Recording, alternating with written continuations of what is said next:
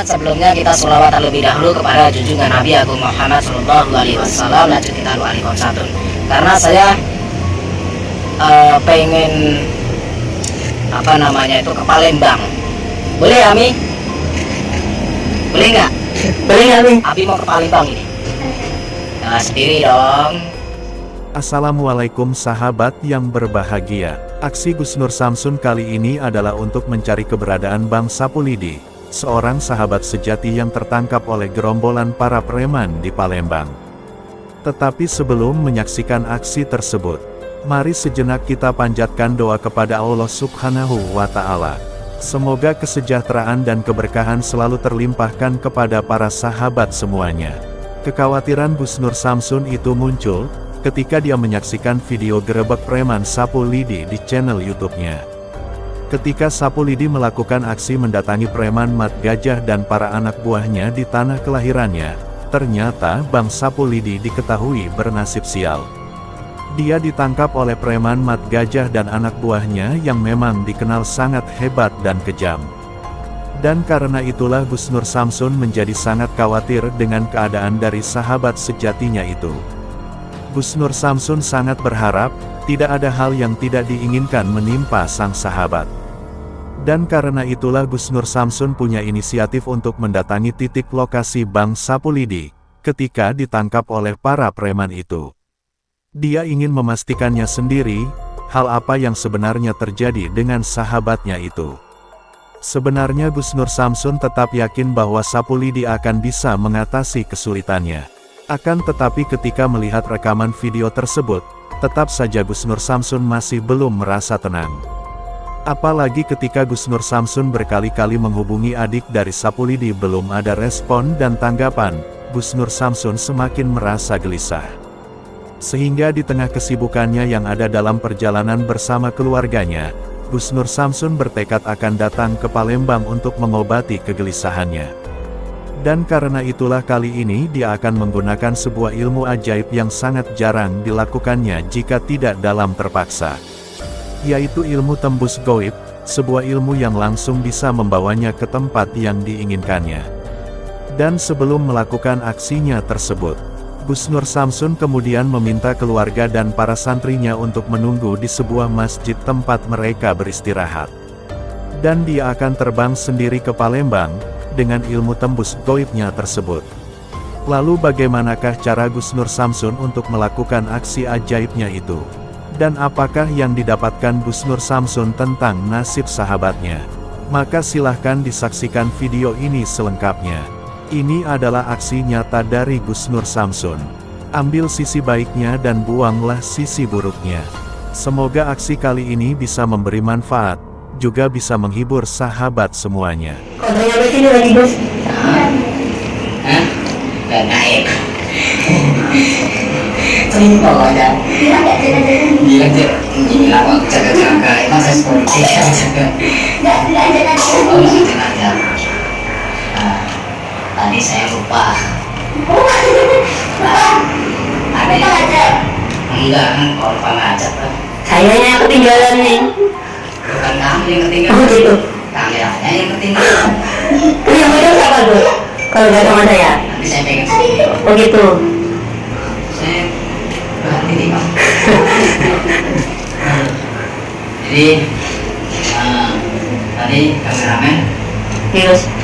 Umi butuh aja si siapa, si Kami itu biasanya mau lanjut lagi biasanya mau lanjut lagi perjalanan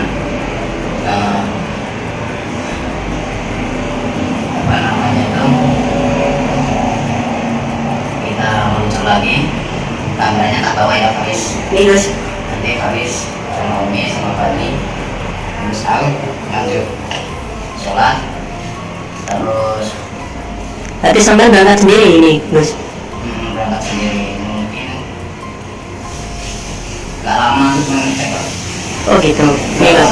Nanti tergantung lihat kondisinya sih, tergantung lihat kondisinya ya. Terus. Siap. Tergantung seperti apa kondisinya. Jadi kita lihat lah nanti seperti apa. Kalau memang genting ya kita atau saya mungkin di sana agak lama menghitung waktu. Iya. Tapi kalau misalkan aman dan Bisa dikendalikan kondisinya. bisa Kondusif. kondusif, intinya saya harus cepetan pulang. Iya Gus. Pokoknya saya menyuruh kalian tunggu saja sekitar 5 sampai 15 menit.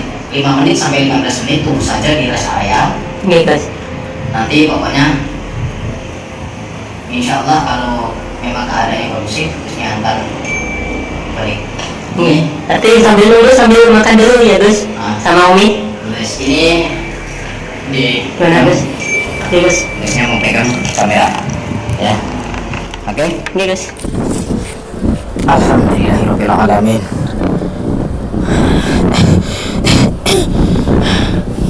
Alhamdulillah, akhirnya saya sudah sampai di Palembang. Ini kayaknya kalau nggak salah ini persis ini sampai di lokasi di mana malam itu Bang Sapulidi tertangkap ya. Aduh, saya ngos-ngosan lagi. Yuk, di awan itu mendung. Saya nggak ditemani siapa-siapa lagi. Saya bawa kamera sendiri nih. Toleh kanan kiri. Aduh, ya Allah ya Rob. Di mana Bang Sapulidi ya? Yuk kita coba ke depan, yuk kita cari. Kita coba ke depan, kita cari. Di mana? Coba. Bismillahirrahmanirrahim. Ya Allah. Bang Sapulidi. Bang Sapulidi. Bang Sapulidi. Tapi percuma juga ya aku teriak-teriak ya. Nih di belakang jalannya sepi amat loh ya. Ini kawasannya gerombolannya siapa itu? Mat Gajah kali ya ini ya. Ini lokasinya kayak gini nih. Wah, pantesan. Tapi masa iya sih Bang Sapulidi ditangkap dengan mudah semudah itu? Saya rasa nggak mungkin lah ya. Ya nggak sahabat-sahabat. Soalnya Bang Sapulidi sama Betul Karga aja mampu, apalagi sama preman. Sebenarnya mudah sekali, cuman mungkin siasat kali ya. Wah, ini jangan-jangan Bang Sapulidi ngerjain saya ini supaya ngilang sana ngilang sini. Wah, bensinnya Bang Sapulidi. Aduh, mana nih ya? Itu kayaknya ada motor itu di depan itu. Ini cuaca kalau di sini di Palembang cerah ya, cuma panas di sini. Kalau di Jawa sejuk, di sini panas banget. Aduh, ini ada motor tuh. Coba, hati-hati ya. Kita sambil maju, lihat-lihat. Astagfirullahaladzim, masya Allah, itu ada helmnya di bawah. Ini motor, bukannya ini motor yang pernah dipakai Bang Sapulidi ya? Kemana ya dia ya? Saya nggak lihat sahabat-sahabat. Gimana ya? Tapi kita harus tahu, soalnya Udin saya telepon nggak diangkat-angkat. Seharusnya kalau diangkat, misalkan di telepon diangkat, kan bisa menemani saya janjian gitu kan. Soalnya saya nggak tahu rumahnya Bang Sapulidi, alamatnya. Kalau lokasi ini saya tahu alamatnya. Itu banyak alat-alat berat itu. Ini mungkin kawasannya anak buahnya Mat Gajah. Ini mungkin kalau dilihat-lihat ini kan tempat proyek ya. Ini mungkin dapat jatah gitu ya. Terus kalau malam mungkin dijaga kali ya. Karena ada alat-alat berharga di sini kan. Nah, terus kenapa itu di portal ya? Nih, kenapa di portal ini?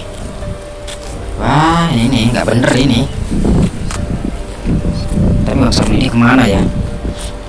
Ya, saya mohon doanya buat sahabat-sahabat. Mohon doanya semoga Bang Sapulidi sehat, baik-baik saja. Kalau tusuk bacok saya rasa nggak mungkin lah. Kalau tusuk bacok Bang Sapulidi bisa mengatasi kalau itu. Tapi siasatnya Bang Sapulidi deh. Tapi kalau misalkan ada motor di sini, seharusnya ada orang di sekitar sini, tapi kok nggak ada orang ya. Ini udah nggak benar ini, aku jadi pusing nih. Tapi ini enaknya motor dibawa kan enggak ya? Kalau dibawa mau bawa kemana? Masa mau aku bawa ngilang ke Jawa? Nggak mungkin lah, berat. Kita tinggal lah. Kita balik dulu ya sahabat-sahabat, kita balik, saya balik dulu. Balik ke Jawa karena nanti malam itu saya harus menepati janji saya untuk bertemu sama Ki Upas Landa di Gua Setan. Saya harus menyadarkan orang-orang yang masih sesat. Kita tinggalkan dulu motornya sementara di sini. Besok kita balik lagi. Tapi saya harus telepon si siapa? Si Udin dulu. Saya harus telepon Udin dulu. Kalau nggak telepon nggak bener ini, nggak jelas ini kalau nggak telepon. Ya seperti ini. Telepon susah diangkat, nggak diangkat-angkat. Makanya saya harusnya janjian, ketemuan gitu kan.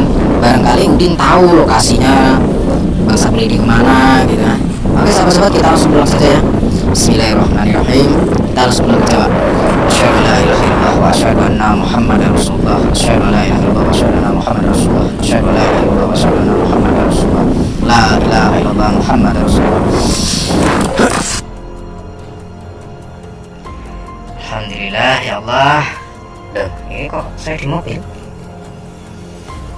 Kok nggak ada? Ini pada kemana nih? Oh, ini masih di rest area. Itu masjidnya. Duh, nggak bisa. Duh, saya terkunci. Ampun lah saya. Ampun. Coba saya telepon ya. Saya telepon Umi ya. Ya Allah. Udah selesai sholat belum ya? Nih saya telepon Umi ya.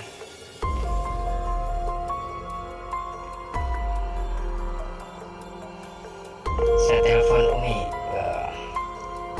Nih. Cintaku. Halo, Mi. Udah selesai sholat belum? Sampun, nanti terkunci. Di mobil, aku terkunci. Aku masuk di mobil Lah.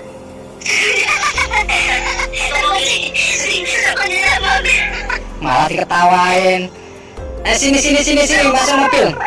Oh, kita nunggu ini. Nah, katanya nunggu ini. Nah, nunggu. Oh, nungguin Nabi kok di luar. Bukannya di warung kayak atau apa gitu, di rumah makan. Makanya sih sholat terus. Habis itu terus makan, kalau sampai udah di mobil aja, Gus. Ini panas aku, buruan ke sini. Ayo. Ya. Ya.